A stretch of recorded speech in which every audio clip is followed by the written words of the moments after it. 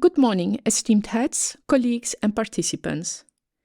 It is an honor to gather today at your university for the International Social Work Day 2024 conference. My name is Gracienne Lauwers and I am a Belgian professor. This year, the theme is Shared Future for Transformative Change. The theme emphasizes the need for adopting community-led approaches.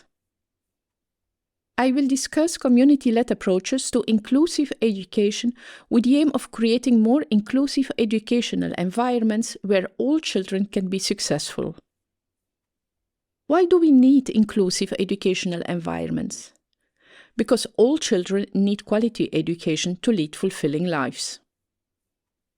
All children should have access to educational resources, facilities, and opportunities, irrespective of their background, abilities, or circumstances.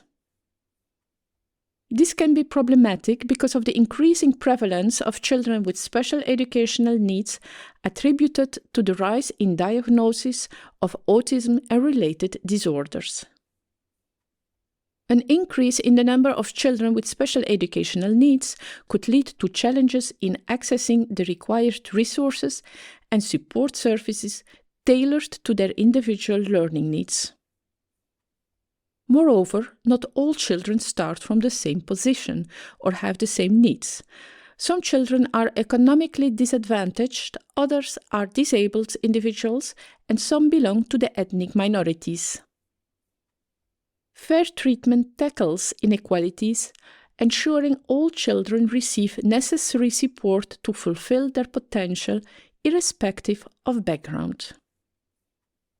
This may require fostering community engagement by involving community members in addressing local educational inequalities.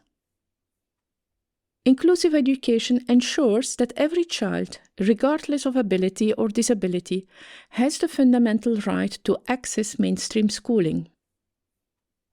International agreements advocate for mainstream schools as the most effective method to combat discrimination and achieve education for all.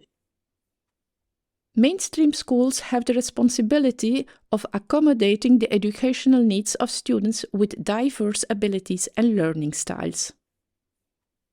Thus, the concepts of care and special needs have emerged to integrate children with disabilities into standard classrooms, resulting in increased diversity within classrooms.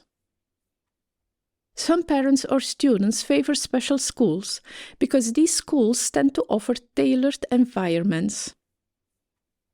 They are equipped with specialized resources such as equipment for the deaf and blind, and they have classrooms designed to accommodate severely disabled pupils. Teachers are often ill-prepared to handle disabled or disruptive students in their classrooms and frequently find managing students with severe physical impairments or disruptive behaviors daunting. As inclusion becomes the rule, so does the occurrence of expulsion from school, often resulting in exclusion from education. Children with the most pronounced difficulties are disproportionately affected by exclusionary practices. In such cases, special schools play a vital role in their education.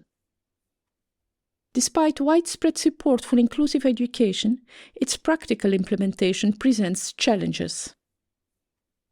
By adopting community-led approaches, we can facilitate transformative change in education while prioritizing the best interests of the child. Governments should ensure funding, provide suitable school options for parents, support teachers with challenging students, and clarify the role of special schools. Local education authorities should ensure mainstream schools can accommodate students with disabilities by ensuring building and classroom accessibility.